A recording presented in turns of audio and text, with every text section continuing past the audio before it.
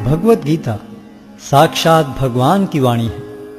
यह अर्जुन और भगवान श्री कृष्ण के बीच में हुआ दैवी संवाद है। यह संवाद आज से 5000 वर्ष पूर्व कुरुक्षेत्र नामक स्थान पर हुआ।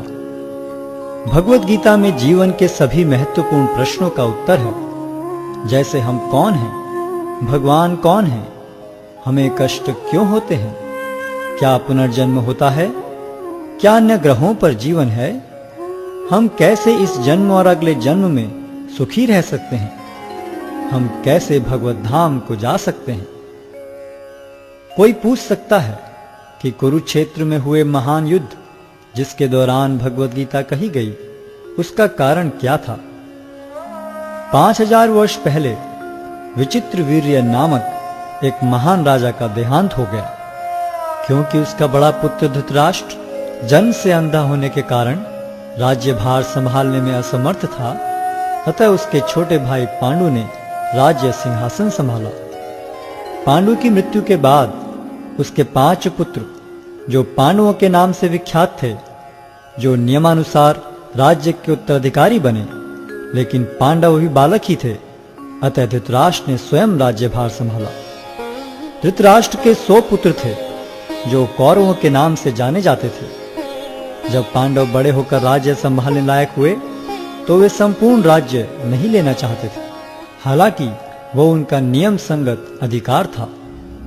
वे राज्य को अपने चचेरे भाइयों के साथ बांटना चाहते थे, और इस प्रकार राज्य को पांडवों और कौरवों के बीच बांट दिया गया। लेकिन कौरवों में ज्येष्ठ दुर्योधन अपने भाग से संतुष्ट न था। वो संपूर्ण राज्य को स्वयं ही भोगना चाहता था। उसने पांडवों को मारने के लिए कई षड्यंत्र रचे, लेकिन वो असफल रहा। फिर उसने नियम के विरुद्ध संपूर्ण राज्य को हड़प लिया और पांडवों को राज्य से निष्कासित कर दिया। पांडवों ने फिर 5 गांव की मांग की। दुर्योधन ने उत्तर दिया, 5 गांव तो दूर, वो सुई की नोक के बराबर भी जमीन नहीं दे सकता। भगवान श्री कृष्ण ने जमीन के इस झगड़े को शांतिपूर्ण एवं अहिंसात्मक तरीके से सुलझाने का प्रस्ताव रखा, लेकिन दुर्योधन ने यह प्रस्ताव को अस्वीकार करते हुए पांडवों के प्रति युद्ध की घोषणा कर दी, और इस प्रकार महाभारत का महान युद्ध अवश्यंभावी हो गया। युद्ध की तैयारी में अर्जुन और दुर्योधन दोनों ही भगवान श्री कृष्ण के पास सहायता मांगने गए।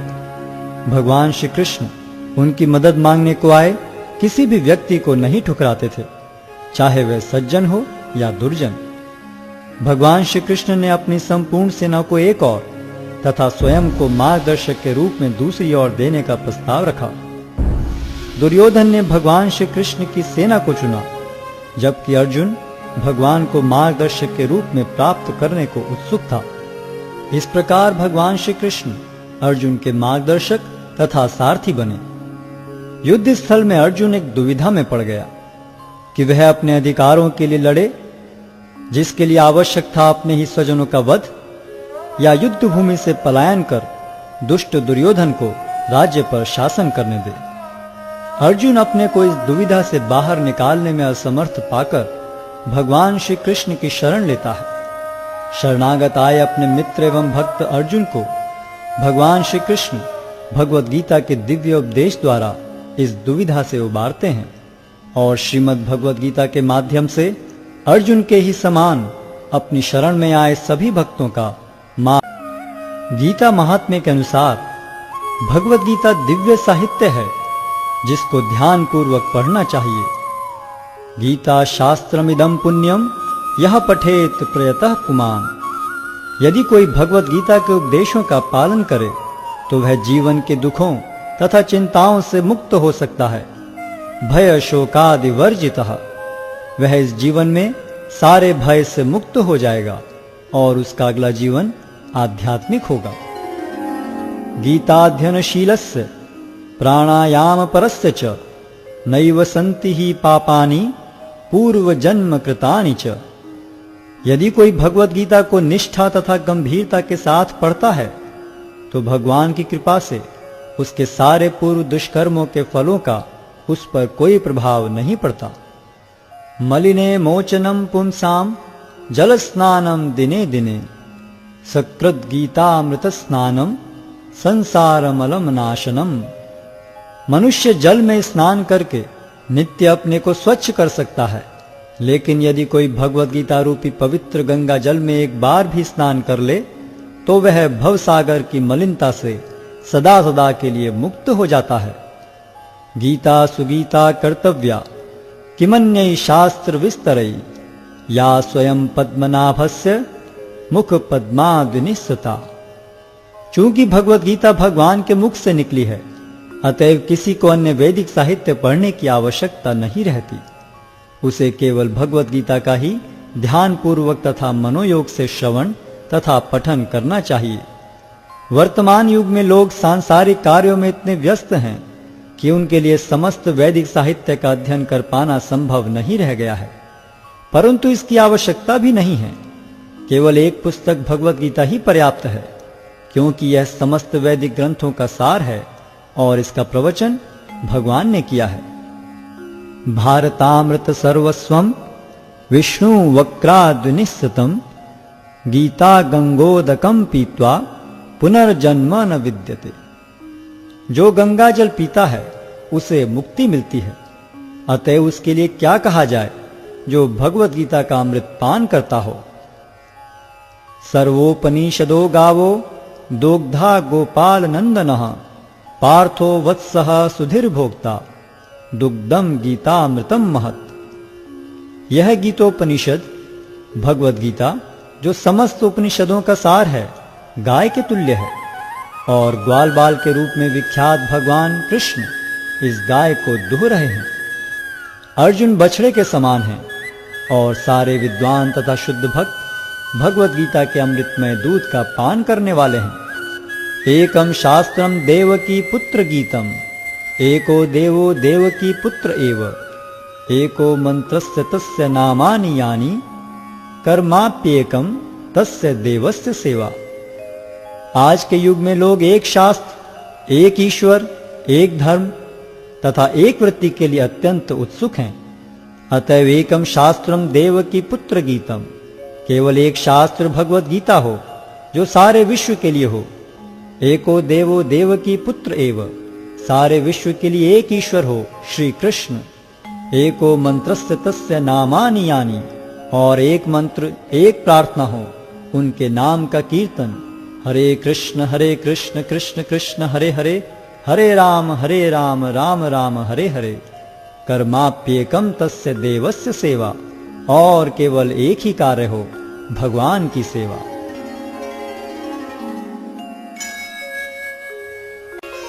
अध्याय 1 कुरुक्षेत्र के युद्ध स्थल में सैन्य निरीक्षण। धृतराष्ट्र ने कहा, हे संजय, धर्मभूमि कुरुक्षेत्र में युद्ध की इच्छा से एकत्र हुए मेरे तथा पांडु के पुत्रों ने क्या किया?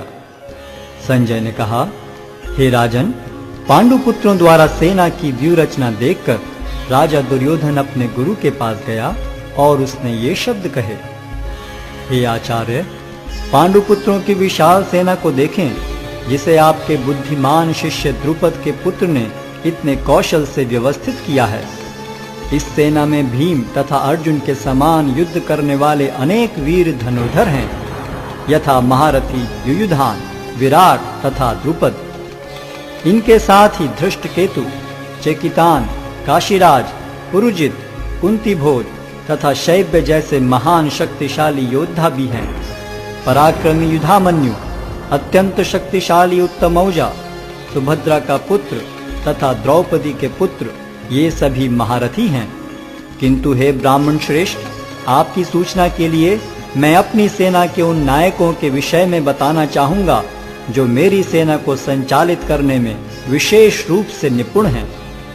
मेरी सेना में स्वयं आप, भीष्म, कर्ण, कृपाचार्य, अश्वत्थामा, विकर्ण तथा सोमदत्त का पुत्र भूरिश्रवा आदि हैं, जो युद्ध में सदैव विजयी रहे हैं।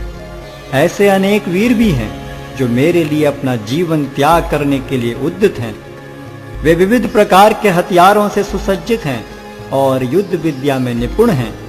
हमारी शक्ति अपरिमेय है और हम सब पितामह द्वारा भली भांति संरक्षित हैं, जबकि पांडवों की शक्ति भीम द्वारा भली भांति संरक्षित होकर भी सीमित है। अतः इस सैन्य व्यूह में अपने अपने मोर्चों पर खड़े रहकर आप सभी भीष्म पितामह को पूरी सहायता दें। तब कुरुवंश के वयोवृद्ध परम प्रतापी एवं वृद्ध पितामह ने सिंह गर्जन किसी ध्वनि करने वाले अपने शंख को उच्च स्वर में बजाया, जिससे दुर्योधन को हर्ष हुआ। तत्पश्चात शंख, नगाड़े, बिगुल, तुरही तथा सिंह सहसा एक साथ बज उठे। वह समवेत स्वर अत्यंत कोलाहलपूर्ण था। दूसरी ओर से श्वेत घोड़ों द्वारा खींचे जाने वाले विशाल रथ पर आसीन कृष्ण तथा अर्जुन ने अपने अपने दिव्य शंख बजाए। भगवान कृष्ण ने अपना पांचजन्य शंख बजाया, अर्जुन ने देवदत्त शंख तथा अति भौजी एवं अति मानवीय कार्य करने वाले भीम ने पौंड्र नामक भयंकर शंख बजाया। हे राजन, कुंती पुत्र राजा युधिष्ठिर ने अपना अनंत विजय नामक शंख बजाया तथा नकुल और सहदेव ने सुघोष एवं मणिपुष्पक शंख बजाए। महान धनुर्धर काशीराज, परम योद्धा शिखंडी, धृष्टद्युम्न, विराट, अजय सात्यकी, द्रुपद, द्रौपदी के पुत्र तथा सुभद्रा के महाबाहु पुत्र आदि सबों ने अपने अपने शंख बजाए। इन विभिन्न शंखों की ध्वनि कोलाहल पूर्ण बन गई, जो आकाश तथा पृथ्वी को शब्दायमान करती हुई धृतराष्ट्र के पुत्रों के हृदय को विदीर्ण करने लगी। उस समय हनुमान से अंकित ध्वजा लगे रथ पर आसीन पांडुपुत्र अर्जुन अपना धनुष उठाकर तीर चलाने के लिए उद्यत हुआ। हे राजन, धृतराष्ट्र के पुत्रों को व्यूह में खड़ा देखकर अर्जुन ने श्री कृष्ण से ये वचन कहे। अर्जुन ने कहा, हे अच्युत, कृपा करके मेरा रथ दोनों सेनाओं के बीच ले चलें, जिससे मैं यहाँ उपस्थित युद्ध की अभिलाषा रखने वालों को और शस्त्रों की इस महान परीक्षा में जिनसे मुझे संघर्ष करना है उन्हें देख सकूं। मुझे उन लोगों को देखने दीजिए जो यहाँ पर धृतराष्ट्र के दुर्बुद्धि पुत्र दुर्योधन को प्रसन्न करने की इच्छा से लड़ने के लिए आए हुए हैं। संजय ने कहा, हे भरतवंशी, अर्जुन द्वारा इस प्रकार संबोधित किए जाने पर भगवान कृष्ण ने दोनों दलों के बीच में उस उत्तम रथ को लाकर खड़ा कर दिया। भीष्म, द्रोण तथा विश्व भर के अन्य समस्त राजाओं के सामने भगवान ने कहा कि हे पार्थ, यहाँ पर एकत्र सारे कुरुओं को देखो। अर्जुन ने वहां पर दोनों पक्षों की सेनाओं के मध्य में अपने चाचा ताऊओं, पितामहों, गुरुओं, मामाओं, भाइयों, पुत्रों, पौत्रों, मित्रों, ससुरों और शुभ चिंतकों को भी देखा। जब कुंती पुत्र अर्जुन ने मित्रों तथा संबंधियों की इन विभिन्न श्रेणियों को देखा तो वह करुणा से अभिभूत हो गया और इस प्रकार बोला। अर्जुन ने कहा, हे कृष्ण, इस प्रकार युद्ध की इच्छा रखने वाले अपने मित्रों तथा संबंधियों को अपने समक्ष उपस्थित देखकर मेरे शरीर के अंग कांप रहे हैं और मेरा मुख सूखा जा रहा है। मेरा सारा शरीर कांप रहा है, मेरे रोंगटे खड़े हो रहे हैं, मेरा गांडी धनुष मेरे हाथ से सरक रहा है और मेरी त्वचा जल रही है। मैं यहाँ अब और अधिक खड़ा रहने में असमर्थ हूँ। मैं अपने को भूल रहा हूँ और मेरा सिर चकरा रहा है। हे कृष्ण, मुझे तो केवल अमंगल के कारण दिख रहे हैं। हे कृष्ण, इस युद्ध में अपने ही स्वजनों का वध करने से न तो मुझे कोई अच्छाई दिखती है और न मैं उससे किसी प्रकार की विजय, राज्य या सुख की इच्छा रखता हूं। हे गोविंद, हमें राज्य, सुख अथवा इस जीवन से क्या लाभ, क्योंकि जिन सारे लोगों के लिए हम उन्हें चाहते हैं वे ही इस युद्ध भूमि में खड़े हैं। हे मधुसूदन, जब गुरुजन, पितृगण, पुत्रगण, पितामह, मामा, ससुर, पौत्रगण, साले तथा अन्य सारे संबंधी अपना अपना धन एवं प्राण देने के लिए तत्पर हैं और मेरे समक्ष खड़े हैं, तो फिर मैं इन सब को क्यों मारना चाहूंगा, भले ही वे मुझे क्यों न मार डालें। हे जीवों के पालक, मैं इन सबों से लड़ने को तैयार नहीं, भले ही बदले में मुझे तीनों लोग क्यों न मिलते हों। इस पृथ्वी की तो बात ही छोड़ दें। भला धृतराष्ट्र के पुत्रों को मारकर हमें कौन सी प्रसन्नता मिलेगी। यदि हम ऐसे आतताइयों का वध करते हैं तो हम पर पाप चढ़ेगा। अतः यह उचित नहीं होगा कि हम धृतराष्ट्र के पुत्रों तथा उनके मित्रों का वध करें। हे लक्ष्मीपति कृष्ण, इससे हमें क्या लाभ होगा और अपने ही कुटुंबियों को मारकर हम किस प्रकार सुखी हो सकते हैं। हे जनार्दन, यद्यपि लोक से अभिभूत चित्त वाले ये लोग अपने परिवार को मारने या अपने मित्रों से द्रोह करने में कोई दोष नहीं देखते, किंतु हम लोग जो परिवार के विनष्ट करने में अपराध देख सकते हैं, ऐसे पाप कर्मों में क्यों प्रवृत्त हों। कुल का नाश होने पर सनातन कुल परंपरा नष्ट हो जाती है और इस तरह शेष कुल भी अधर्म में प्रवृत्त हो जाता है। हे कृष्ण, जब कुल में अधर्म प्रमुख हो जाता है तो कुल की स्त्रियां दूषित हो जाती हैं और स्त्रीत्व के पतन से हे वृष्णिवंशी अवांछित संतानें उत्पन्न होती हैं। अवांछित संतानों की वृद्धि से निश्चय ही परिवार के लिए तथा पारिवारिक परंपरा को विनष्ट करने वालों के लिए नारकीय जीवन उत्पन्न होता है।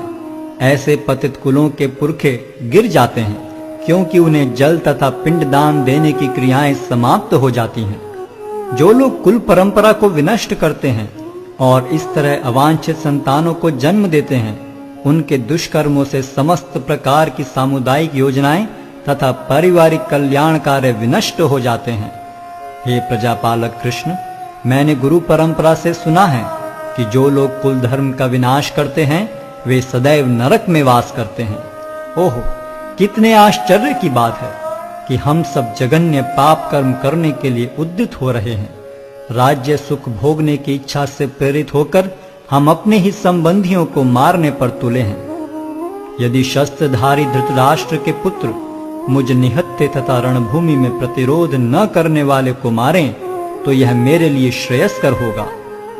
संजय ने कहा, युद्ध भूमि में इस प्रकार कहकर अर्जुन ने अपना धनुष तथा बाण एक ओर रख दिया और शोक संतप्त चित्त से रथ के आसन पर बैठ गया।